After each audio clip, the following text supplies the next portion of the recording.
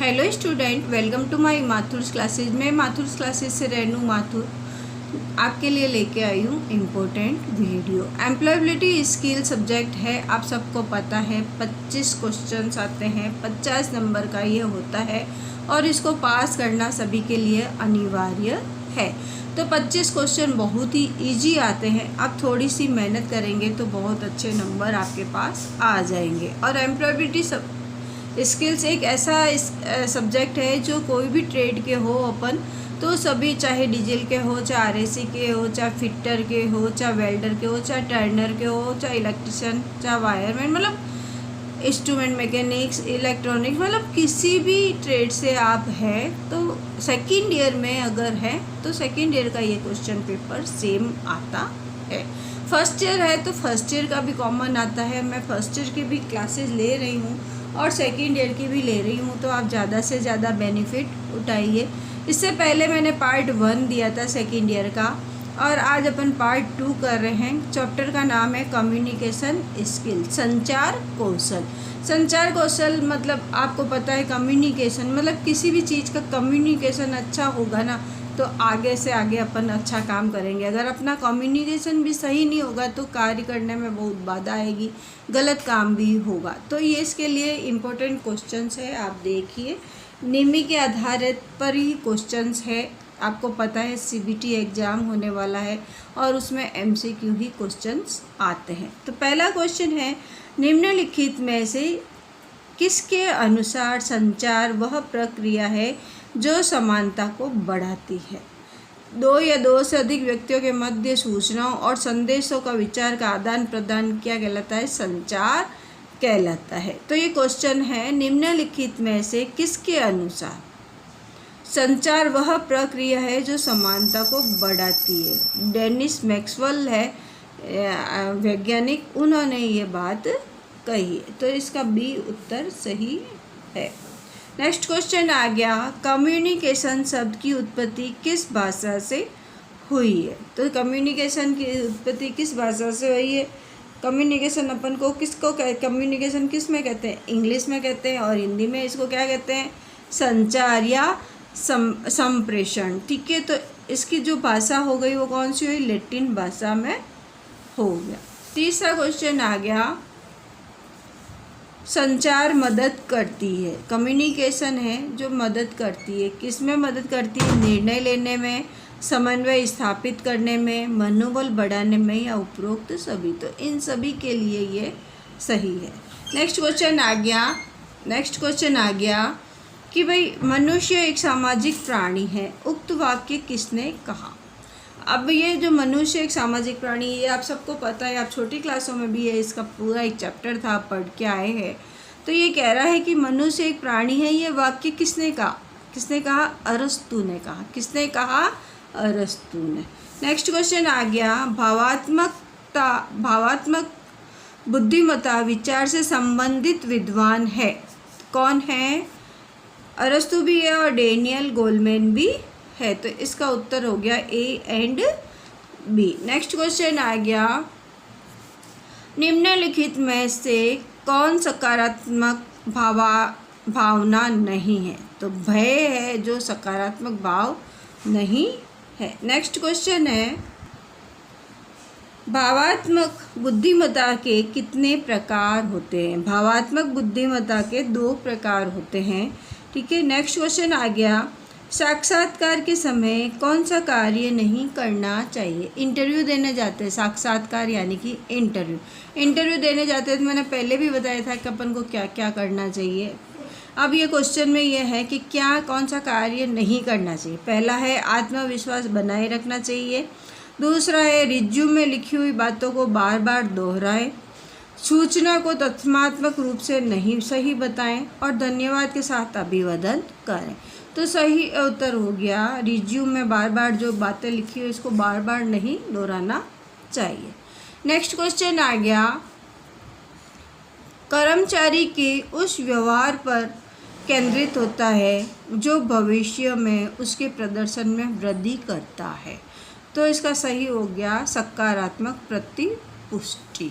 Next question आ गया, शारीरिक भाषा तथा चेहरे की अभिव्यक्ति का अध्ययन कहलाता है। तो क्या कहलाता है? कार्यनेटिक्स। क्या कहलाता है? कार्यनेटिक्स। बॉडी लैंग्वेज तथा चेहरे की अभिव्यक्ति ये बताता है। नेक्स्ट क्वेश्चन आ गया, अनौपचारिक संचार के कितने प्रकार होते हैं? अनौपचारिक संचार के 4 प्रकार होते हैं। कौन कौन से होते हैं? एकल छोर, गप मारना, संभावना तथा प्राथमिकता का संकाल, और चौथा है गुच्छा संकाल, क्लस्टर चेन। नेक्स्ट क्वेश्चन आ गया, श्रवण कौशल को प्रभावी बनाया जा सकता है। तो किसको बनाया जा सकता है? ध्यान को केंद्रित करना, भावनाओं का पता लगाना, प्रश्न पूछना, इन सभी से है। तो सही उत्तर हो गया डी। नेक्स्ट क्वेश्चन है, वर्तमान में फेक न्यूज़ का सबसे बड़ा स्रोत है। फेक न्यूज़ है मतलब, तो उसका सबसे बड़ा क्या है? Social media. सोशल मीडिया पे हर तरह की न्यूज़ आपको पता है इतनी जल्दी फैल जाती है कि बस पूछो ही मत। नेक्स्ट क्वेश्चन आ गया, साक्षात्कार के दौरान महिलाओं के पहनावे के संदर्भ में कौन सा कथन सही है? पहला ऑप्शन है, महिलाओं को हमेशा औपचारिक पहनावे में साक्षात्कार देने जाना चाहिए, राइट उत्तर। दूसरा, आभूषण कम मात्रा में पहनने चाहिए, सही उत्तर। तीसरा है, सफ़ेद, नेवी ब्लू, भूरे, हल्के गुलाबी जैसे शालीन रंग के कपड़े पहनने चाहिए, सही उत्तर। और डी है उपरोक्त सही। मतलब ये चारों बातों का ध्यान रखना चाहिए। नेक्स्ट क्वेश्चन आ गया, साक्षात्कार के दौरान पुरुषों के पहनावे के संबंध में कौन सा तथ्य सही नहीं है? अब देखो क्वेश्चन में ये है, पहले तो था महिलाओं के लिए सही है, अब ये कह रहा है कि पुरुषों के लिए सही नहीं है। तो सही नहीं कौन सा हो गया? देखो पहला है, हमेशा फॉर्मल शर्ट पहनकर ही साक्षात्कार देना चाहिए, सही है। दूसरा है, लाल रंग के कपड़ों का चयन करना चाहिए, नहीं, लाल रंग के कपड़े नहीं पहन के जाना चाहिए। तीसरा है, एसेसरी के रूप में घड़ी पहन सकते हो, तो सही उत्तर है। उत्तर में आ गया केवल बी, यानी कि बी ही उत्तर सही है। लाल रंग के कपड़ों का चयन नहीं करना चाहिए, हमेशा वाइट कलर है, लाइट ब्लू है, लाइट पिंक, लाइट ब्राउन, इस टाइप के कपड़े पहन के जाना चाहिए। नेक्स्ट क्वेश्चन आ गया, निम्न में से क्या संचार में उत्पन्न बाधा का कारण नहीं है? देखो क्वेश्चन ध्यान से पढ़ना, एक क्वेश्चन तो आता नहीं है और एक क्वेश्चन आता है, तो अपन को नहीं है तो उसका उत्तर ढंग से पढ़ना है, और है तो उसका उत्तर ढंग से पढ़ना। अब ये क्वेश्चन में ये आ रहा है, निम्न में से क्या संचार में उत्पन्न बाधा का कारण नहीं है? क्या नहीं है? गलत माध्यम का चयन करना, दूसरा अनुप्रयुक्त भाषा एवं शब्द चयन करना, तीसरा है प्रभावी संप्रेषण शैली या असहजता और घबराहट। संचार में उत्पन्न बाधा क्या होती है? गलत माध्यम का चयन करना, अनुपयुक्त भाषा और शब्द का आदि घबराहट करना। प्रभावी संचार में उत्पन्न बाधा का कारण नहीं होता है, तो इसका सही उत्तर हो गया सी, प्रभावी संप्रेषण शैली। नेक्स्ट क्वेश्चन आ गया, अपनी भावनाओं को नियंत्रित या प्रकट करने की क्रिया कहलाती है। क्या कहलाती है? भावना प्रबंधन। क्या कहलाती है? भावना प्रबंधन। बी उत्तर इसका सही है। नेक्स्ट क्वेश्चन आ गया, भावनात्मक बुद्धिमत्ता है। क्या है भावनात्मक बुद्धिमत्ता? पहला ऑप्शन है, दूसरों के भावों को समझना, दूसरा है उद्देश्य की प्राप्ति हेतु मनोभावों पर नियंत्रण एवं उसका सर्वोत्तम उपयोग करना, तीसरा है व्यवहार करते समय संवेग और अभिव्यक्तियों का नियंत्रण करना, या उपरोक्त सभी। तो इसका सही उत्तर हो गया उपरोक्त सही। नेक्स्ट क्वेश्चन आ गया, emotional intelligency why it can matter then IQ पुस्तक के लेखक कौन है? कौन है? Daniel Goleman. कौन है? Daniel Goleman. नेक्स्ट क्वेश्चन आ गया, तनाव को कम करने के लिए अपनाई जाने वाली प्रक्रिया कहलाती है तनाव प्रबंधन। क्या कहलाती है? तनाव प्रबंधन। देखो फटाफट क्वेश्चंस करा रही हूँ, जो आप पढ़ेंगे तो आपको ज़्यादा बेनिफिट मिलेगा। और एग्ज़ाम में आपको पता है CBT क्वेश्चंस ही आते हैं, तो फटाफट अपन को उत्तर देना, पूरा पढ़ने का अपने पास टाइम नहीं है, तो अपन शॉर्ट इम्पोर्टेंट ही क्वेश्चंस कर रहे हैं जो निम्मी के हैं और सीबीटी एग्ज़ाम में आने वाले हैं। अगर आप हमारे चैनल से नए जुड़े हैं तो चैनल को एक बार सब्सक्राइब करके ऑल बेल पर क्लिक कर दीजिए ताकि वीडियो अपलोड होते ही सबसे पहले नोटिफिकेशन आपके पास आ जाएगा। और अपने फ्रेंड्स को भी ज़्यादा से ज़्यादा शेयर कीजिए ताकि सभी को बेनिफिट मिलेगा। नेक्स्ट क्वेश्चन आ गया, मौखिक संप्रेषण की प्रभावशाली वक्ता की कौन सी योग्यता पर निर्भर करती है? तो किस पे करती है? सरल भाषा का प्रयोग करके। नेक्स्ट क्वेश्चन आ गया, टेलीफोन द्वारा संप्रेषण का उदाहरण है यांत्रिक संप्रेषण। कौन सा होगा? यांत्रिक संप्रेषण। नेक्स्ट क्वेश्चन आ गया, संप्रेषण के प्रक्रम के प्रथम चरण है कुट संकेतन। क्या है? कुट संकेतन। नेक्स्ट क्वेश्चन आ गया, अशाब्दिक संप्रेषण के लिए आवश्यक शर्त है। क्या है? प्रेक्षक और ग्राही दोनों ही एक ही सांस्कृतिक परिवेश के होने चाहिए। सी उत्तर इसका सही है। नेक्स्ट क्वेश्चन आ गया, लैंगिक संवेदनशीलता की आवश्यकता क्यों है? महिलाओं के खिलाफ शोषण बढ़ता जा रहा है। दूसरा है, कार्यस्थल पर महिलाओं के साथ दुर्व्यवहार होता है। तीसरा है, लिंग के आधार पर वेतन को प्रभावित किया जाता है।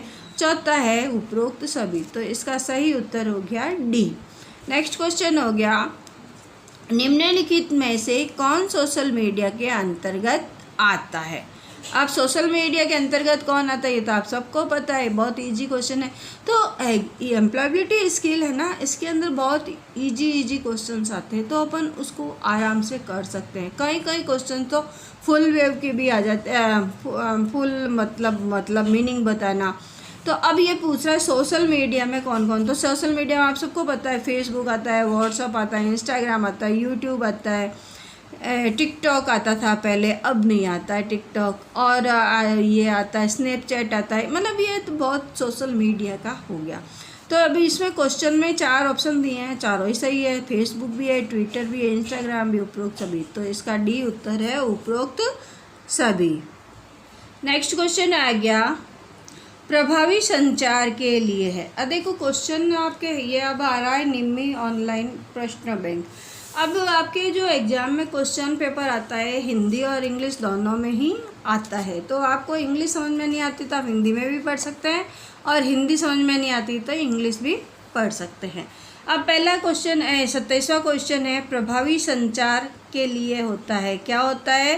ध्यान से सुनना चाहिए और ध्यान से ही बात करना चाहिए। तो इसका सी उत्तर सही है। नेक्स्ट क्वेश्चन आ गया, प्राइमरी स्टोरेज डिवाइस है। प्राइमरी के स्टोरेज डिवाइस कौन सी होती है? रैम और रोम। तो इसका सी उत्तर सही है। अब आपको रोम और रैम की फुल फॉर्म पूछ लेते हैं। तो फुल फॉर्म भी है ROM की होता है रीड ओनली मेमोरी, और RAM की होती है random access memory. Next question आ गया, तनाव क्या है? What is stress? स्ट्रेस क्या है? तो क्या हो गया? निराशा और निराशा की भावना।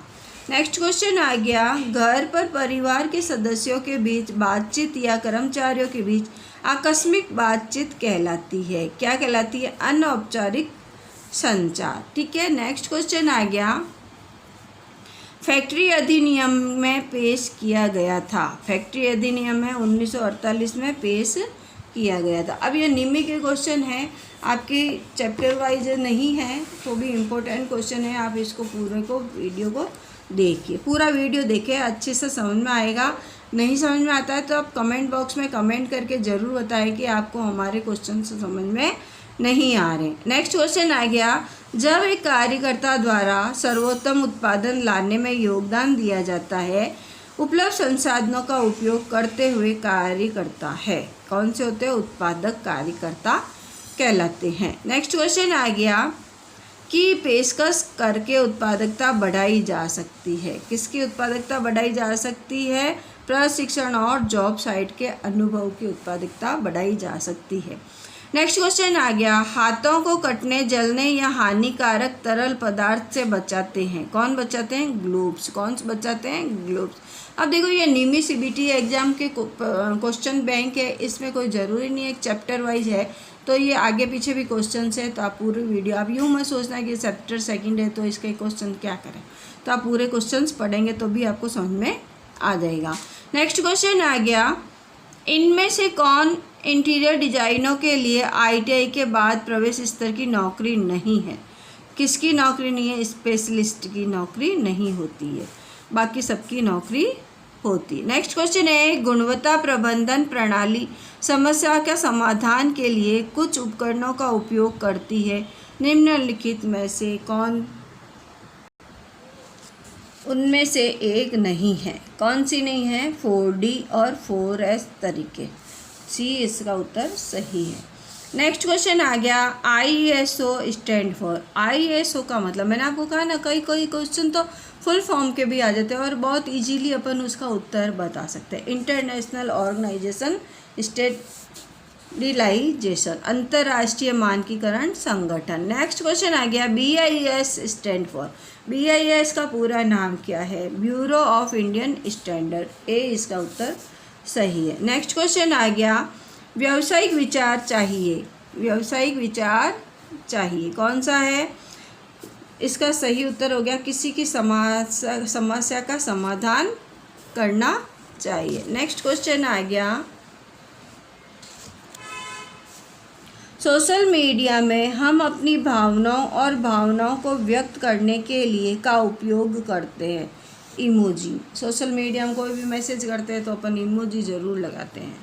नेक्स्ट क्वेश्चन आ गया, हम इमोजी का उपयोग तब करते हैं जब शब्द हमारी भावनाओं को व्यक्त करने के लिए पर्याप्त नहीं होते हैं, तो हम इमोजी का प्रयोग करते हैं।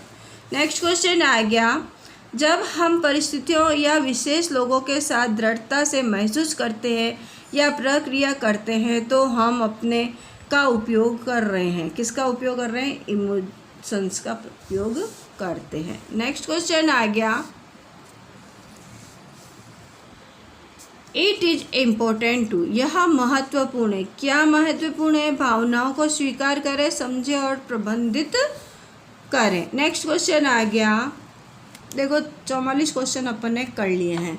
एक व्यक्ति की भावनाओं को ठीक से समझने और प्रबंधित करने की क्षमता को कहा जाता है, क्या जाता है? इमोशनल इंटेलिजेंसी, भावनात्मक बुद्धि। नेक्स्ट क्वेश्चन आ गया आपके,